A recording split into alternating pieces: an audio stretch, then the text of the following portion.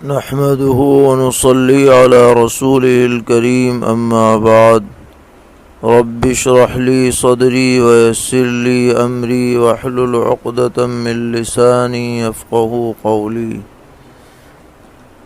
دینی رہنمائی کی 99ویں مجلس میں سبھی سامعین کی خدمت میں السلام علیکم ورحمۃ اللہ وبرکاتہ عرض ہے۔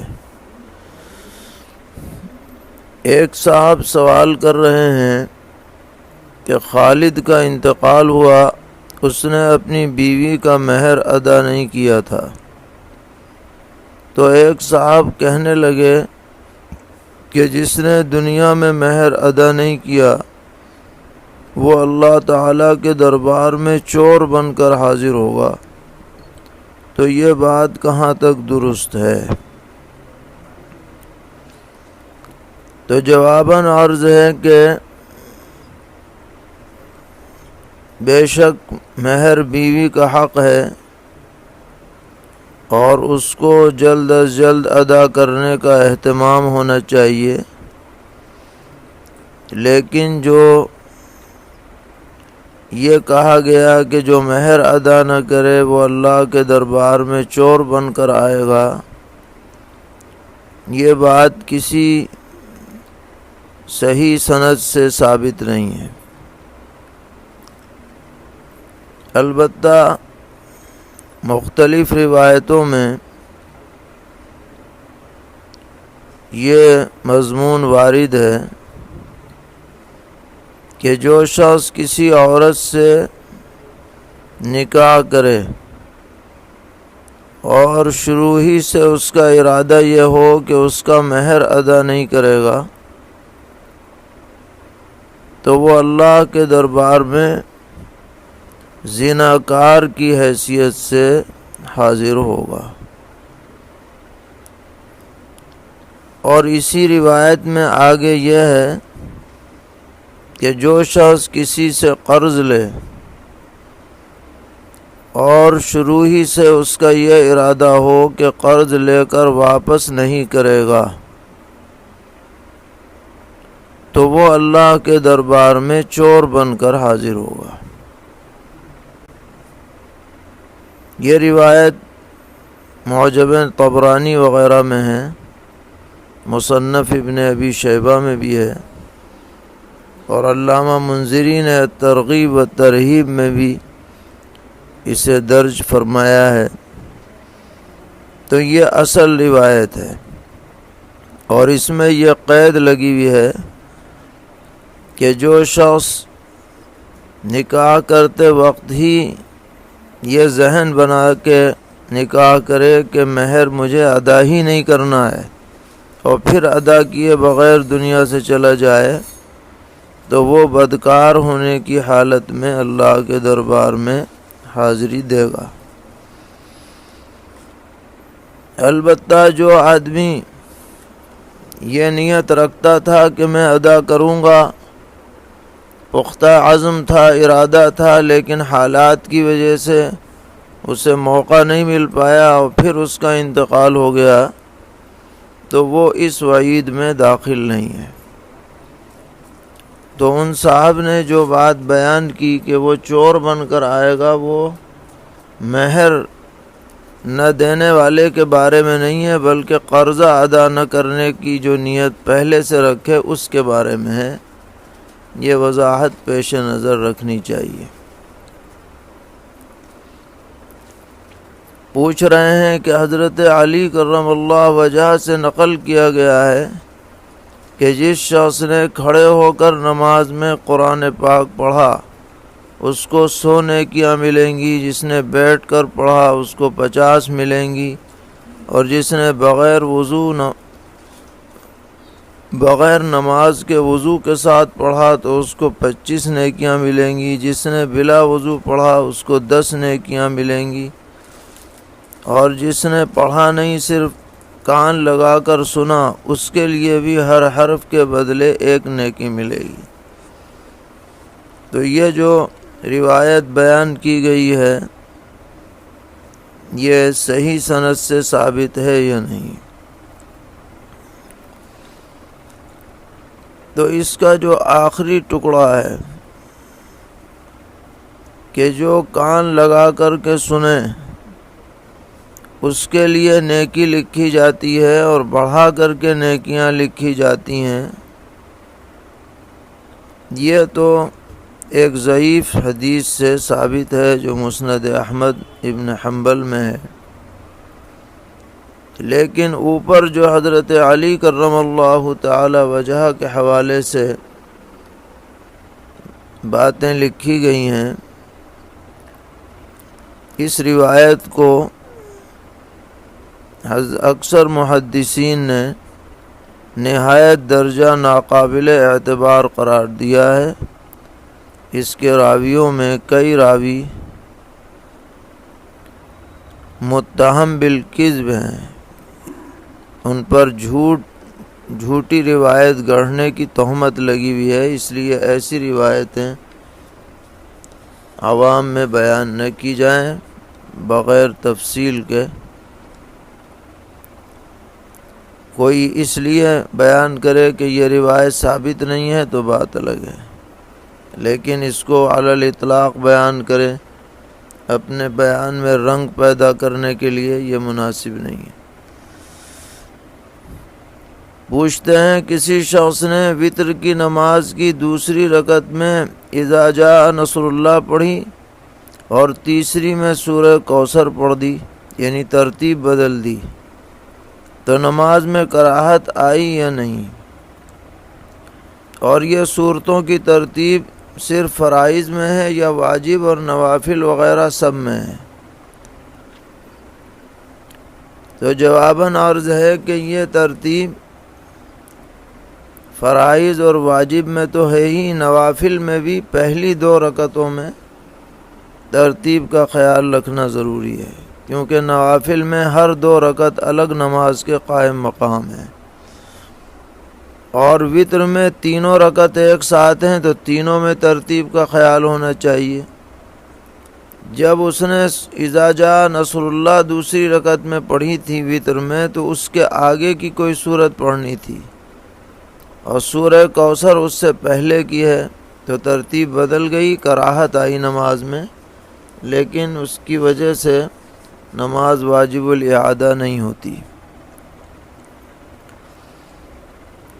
ایک سوال یہ ہے کہ ایک شخص نے سورہ حج کے آخری صفحے پر جو سجدہ لکھا ہوا ہے اس آیت پر پہنچ کر نماز میں سجدہ تلاوت کر لیا، تو اس کی نماز کے بارے میں کیا حکم ہے؟ یہ جو سورہ حج کا آخری سجدہ ہے، یہ احناف کے نزدیک سجدہ تلاوت نہیں ہے، بلکہ یہ سجدہ نماز کا یہاں ذکر ہے۔ تو جب یہ سجدہ تلاوت ہے ہی نہیں، تو یہاں اگر کوئی سجدہ کرے گا تو وہ بے محل سجدہ کرنے والا کہلائے گا، اور اس پر حسب ضابطہ سجدہ سہو واجب ہے۔ اگر سجدہ سہو کر لے تو نماز درست ہو جائے گی، اگر نہ کرے تو نماز واجب الاعادہ ہوگی۔ پوچھتے ہیں رمضان المبارک میں حفاظ کرام تراویح پڑھانے کے لیے قرآن کریم یاد کرتے ہیں، تو دن میں ایک پارے کو 3-4 مرتبہ پڑھتے ہیں، تو جب قرآن مکمل ہوتا ہے تو کیا 3 یا 4 قرآن مکمل سمجھے جائیں گے یا ایک ہی شمار کیا جائے گا؟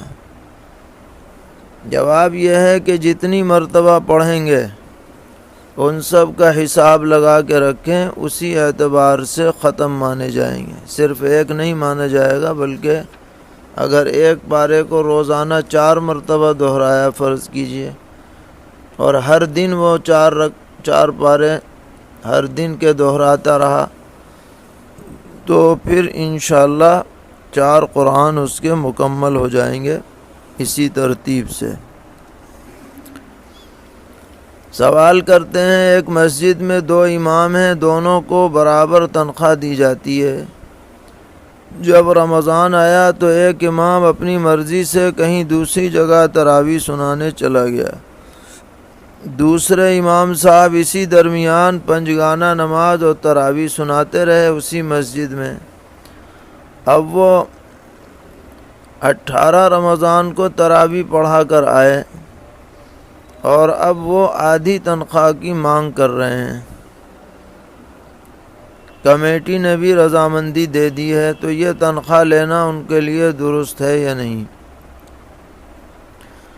جواباً عرض ہے کہ یہ معاملہ کمیٹی کے سپرد ہے۔ اگر کمیٹی ان کی چھٹی کو منظور کر لے اور تنخواہ دے دے تو اس میں شرعاً کوئی حرج کی بات نہیں ہے۔ معاملہ کمیٹی کے ہاتھ میں ہے۔ اس میں دوسرے امام کی حق تلفی کچھ نہیں ہے، کیونکہ دوسرے امام کو تو تنخواہ حسب ضابطہ ملے گی، اس کی وجہ سے نہ کم ہو رہی ہے نہ زیادہ ہو رہی ہے۔ پوچھتے ہیں رمضان میں ختم قرآن کے موقع پر مٹھائی تقسیم کرنا کیسا ہے اور غیر رمضان میں کیا حکم ہے؟ اگر کوئی شخص اپنی ذاتی رقم سے مٹھائی تقسیم کرے خوشی میں تو کوئی حرج کی بات نہیں، بشرطے کہ مسجد کا احترام ملحوظ رہے، لیکن اس کے لیے باقاعدہ چندہ کرنا یا مسجد کی ذاتی آمدنی سے مٹھائی کا انتظام کرنا یہ درست نہیں ہے۔ ایک اہم سوال یہ کیا گیا ہے کہ اعتکاف مسنون میں مسجد میں رہتے ہوئے کوئی شخص جو کسی فرم کا ملازم ہے لیپ ٹاپ کے ذریعے آن لائن ڈیوٹی کر سکتا ہے یا نہیں؟ جواباً عرض ہے کہ مسجد میں اعتکاف کے دوران اس طرح سے ڈیوٹی بجا لانا کئی وجوہات سے ناجائز ہے۔ پہلی وجہ یہ ہے کہ مسجد میں بیٹھ کر دنیا کمانا لازم آ رہا ہے، یہ بجائے خود ممنوع ہے۔ خود فقہا نے لکھا ہے کہ مسجد میں بیع و شراء کرنے کی اجازت نہیں ہے، یہ بھی ایک طرح کی اپنے منافع کو بیچنا ہے ڈیوٹی بجا لا کر۔ دوسری وجہ اس کے اندر یہ ہے کہ مسجد میں خالص دنیاوی کام کرنا لازم آ رہا ہے، یہ بھی مسجد کے احترام اور آداب کے خلاف ہے۔ اور تیسری وجہ یہ ہے کہ اگر اس ڈیوٹی کے دوران بولنا بھی پڑتا ہو تو جو مسجد میں دیگر نمازی ہیں ان کی عبادت میں خلل پڑنے کا بھی یہ سبب ہے، دیگر معتکفین کے مشاغل میں بھی خلل پڑنے کا سبب ہے، اس لیے مسجد میں یہ کام ہرگز نہ کیا جائے۔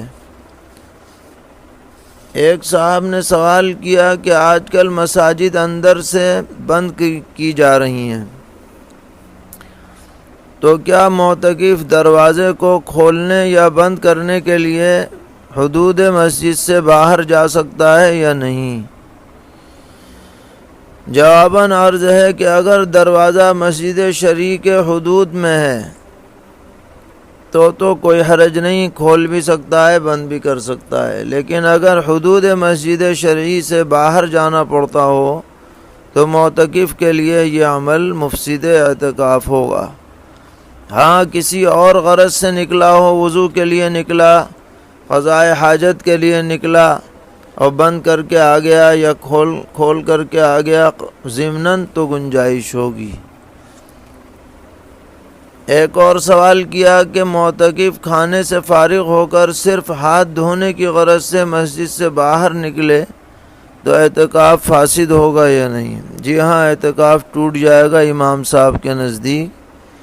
مسجد کے اندر ہی چلفچی وغیرہ کا انتظام کرے، کھانے سے ہاتھ دھونے کی ضرورت ہو تو اسی میں دھوئے، واجب وضو کے بغیر حدود مسجد سے باہر نہ نکلے۔ سوال کرتے ہیں کہ معتکف مسجد سے متصل امام کے کمرے میں کھانا کھانے کے لیے جا سکتا ہے یا نہیں؟ نہیں جائے گا، کھانا مسجد میں لائے، مسجد میں بیٹھ کر کے کھائے۔ اگر چلا گیا تو اعتکاف عند الامام فاسد ہو جائے گا۔ پوچھتے ہیں کیا معتکف نماز جنازہ میں شرکت کر سکتا ہے؟ معتکف اگر قصداً نماز جنازہ میں شرکت کے لیے مسجد سے باہر نکلے گا تو اس کا اعتکاف ٹوٹ جائے گا۔ لیکن اگر وضو کے لیے باہر نکلا یا استنجے کے لیے نکلا اور وہاں سے وضو کر کے جب واپس آ رہا تھا اور کوئی جنازہ تیار تھا اس میں نماز میں شریک ہو گیا تو اعتکاف فاسد نہیں ہوگا۔ ایک صاحب پوچھتے ہیں کہ ایک معتکف کے قریبی عزیز کا انتقال ہو گیا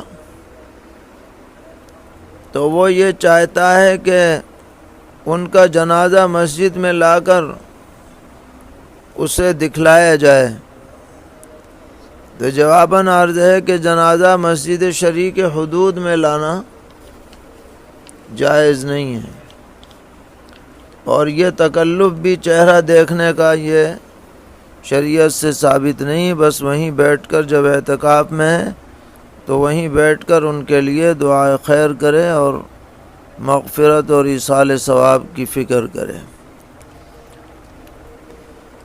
پوچھتے ہیں ہم لوگ اعتکاف میں ہیں اور ہم لمبی دعا مانگنا چاہتے ہیں تو ہم کیا کریں اور کس طرح دعا کریں؟ نیز دعا اپنے لیے اور اپنے اقارب و متعلقین کے لیے زیادہ کرنی چاہیے یا عام امت مسلمہ کے لیے؟ تنہائی میں یکسوئی کے ساتھ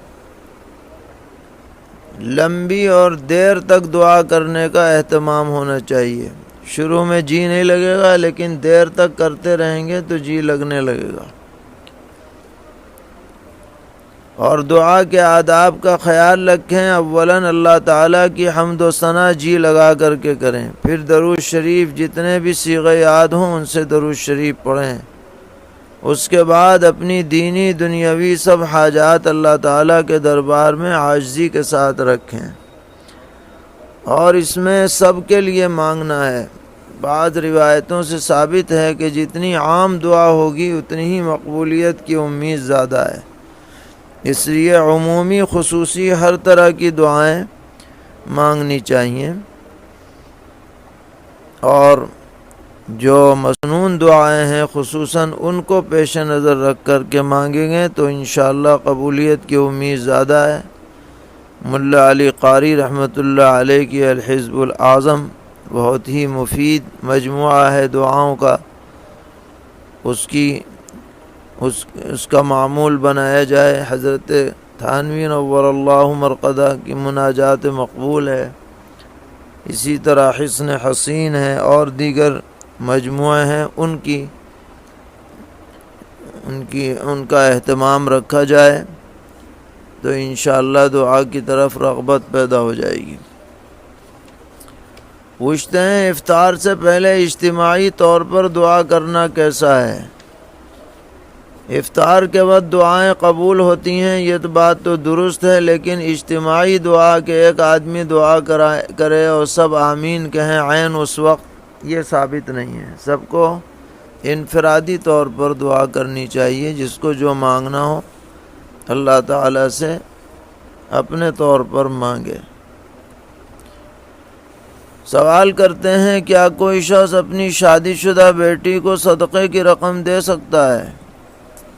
زکوٰۃ یا صدقۃ الفطر یا صدقات واجبہ یہ تو اپنی اولاد میں سے کسی کو نہیں دے سکتے، چاہے امیر ہو غریب ہو کوئی ہو، شادی شدہ ہو یا بے شادی شدہ ہو، لیکن جو نفلی صدقہ ہے وہ دے سکتے ہیں، اس میں شرعاً کوئی حرج نہیں۔ سوال کرتے ہیں کہ سونے کی زکوٰۃ میں کون سی قیمت کا اعتبار ہوگا، بیچنے کی یا خرید کی؟ اصل میں تو بیچنے کی قیمت کا اعتبار ہے، لیکن خرید کی قیمت لگا لیں تو اور اچھا ہے، اس میں اور زیادہ زکوٰۃ دینی ہوگی، مگر اصل اعتبار بیچنے کی قیمت کا ہے۔ پوچھتے ہیں ہماری نگرانی میں ایک شخص کام کر رہا تھا، وہ ایک حادثے میں انتقال کر گیا، اب اس کو اس کے گھر تک پہنچانے میں بڑا خرچہ آ رہا ہے، تو کیا اس خرچ کو ہم زکوٰۃ میں شامل کر سکتے ہیں؟ جواباً عرض ہے کہ یہ خرچہ زکوٰۃ سے ادا نہیں کیا جائے گا۔ فقہا لکھتے ہیں میت کی تجہیز و تکفین وغیرہ میں زکوٰۃ براہ راست نہیں لگ سکتی، پوچھ رہے ہیں بورنگ کا پانی کم ہو گیا ہے تو پانی کی زیادتی اور اضافے کے لیے کوئی عمل بتلائیں جس سے بورنگ کا پانی بڑھ جائے۔ تو جواباً عرض ہے کہ سورہ ملک کی آخری آیت پڑھ کر دم کریں، انشاءاللہ پانی میں اضافہ ہوگا۔ قُلْ أَرَأَيْتُمْ إِنْ أَصْبَحَ مَاؤُكُمْ غَوْرًا فَمَنْ يَأْتِيكُمْ بِمَاءٍ مَّعِينٍ، جس کا ترجمہ یہ ہے کہ اے پیغمبر آپ فرما دیجئے کہ تمہارا کیا خیال ہے اگر تمہارا پانی نیچے چلا جائے تہ میں تو کون پانی کا سوت کھول سکتا ہے اور اوپر لا سکتا ہے؟ یعنی سوائے اللہ کے کسی کے بس میں یہ بات نہیں ہے کہ جو پانی نیچے اتر گیا ہو اسے اوپر اس کی سطح پر لایا جائے۔ اللہ تعالی ہم سب کو دین و ایمان پر استقامت عطا فرمائے، ہر طرح کے شرور اور فتن سے محفوظ فرمائے، دارین کی عافیت سے نوازیں۔ وصلی اللہ تعالی علی خیر خلقہ محمد وآلہ وصحبہ اجمعین برحمتک یا ارحم الراحمین۔